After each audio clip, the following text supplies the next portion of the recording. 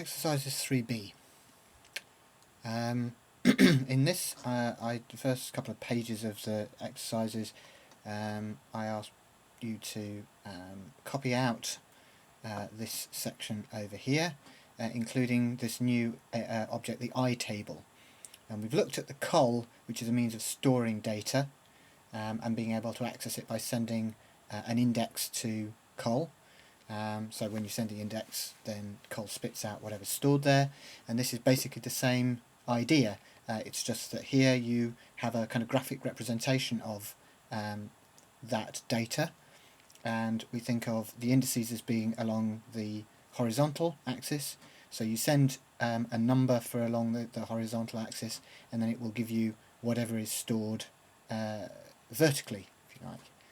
That will probably become clear as we go through these examples. So I explain that a little bit here, and then I ask you to duplicate some of those itables. I'll go through all of this business in a minute, although once again it should be reasonably clear, I think, just by looking at it.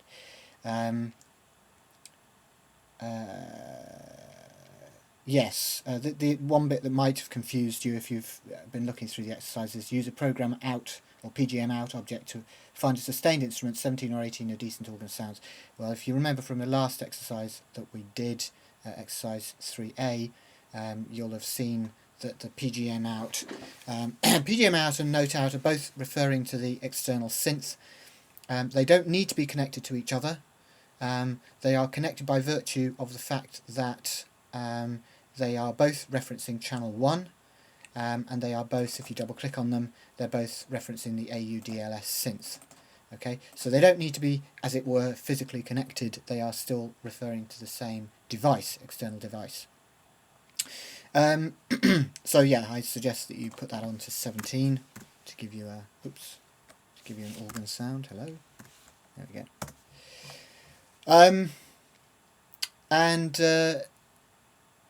Yeah, so here we've got metro counter. Counter is counting through to 127, which means it's counting along the horizontal axis of that table, and then spitting out the numbers that are stored vertically along this line. And it's doing that 3 times, so we're accessing 3 different tables, or 3 tables with different bits of data in them, using the same index. So they run through, and index 1 and index 1 and index 1 on all 3 tables is being accessed at the same time, and each of those are being routed into the make note inlets, the 3 different make notes inlets. So the first table is being routed to the note inlet, so note number.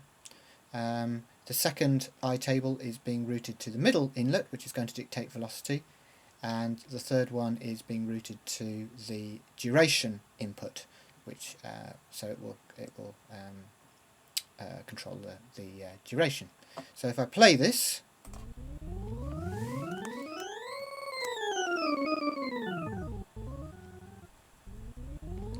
you can hear that the pitch is changing according to what's happening in this table. The velocity also changes. You hear it get louder and quieter. It'll be more obvious if I actually change the data in the table. Like that. And on the right hand side, as I say, this one is dictating duration. But in the next slide I suggest that the note lengths remain quite short. And that's because the range of the table is limited to 128. By default, a variety of objects in Max default to values between 0 and 127 because they're so often used for MIDI data.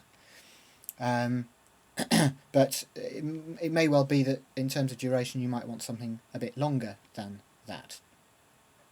So we're going to access what's called its inspector window in order to change the range of the table, and this is the first time we've encountered the inspector window. There are 2 ways of accessing it. The first is to, if you unlock the patch and then hover on the left hand side of the object, you get a little blue blue circle with an eye in it, and if you click on that one, it'll bring up its inspector. The other way of doing it is what I've put on here, which is basically to click on the object and press Apple I or Control I in Windows. Um, and here it gives you, and you'll find that there are inspectors for all objects in Max MSP. They will have different parameters depending on what the object does, but they are a means of controlling how an object behaves and also how it looks.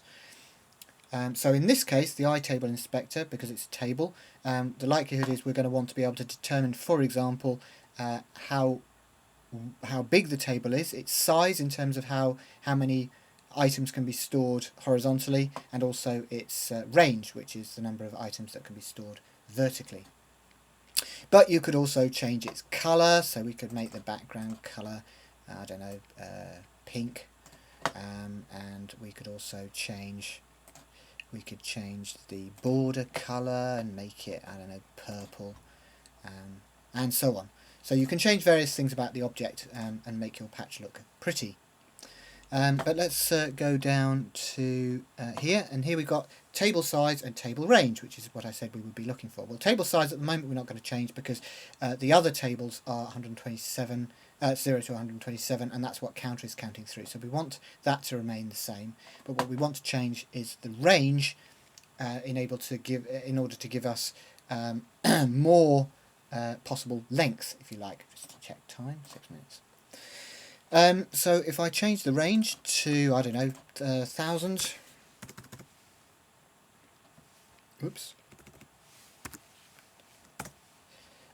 Now you'll notice that this is what's stored within the table has kind of shrunk a bit, and we now have a range up the size from 0 to 999. So if I get rid of the table, the inspector for the moment, and lock the patch again, and then I do another kind of wiggly line here, like that, you will hear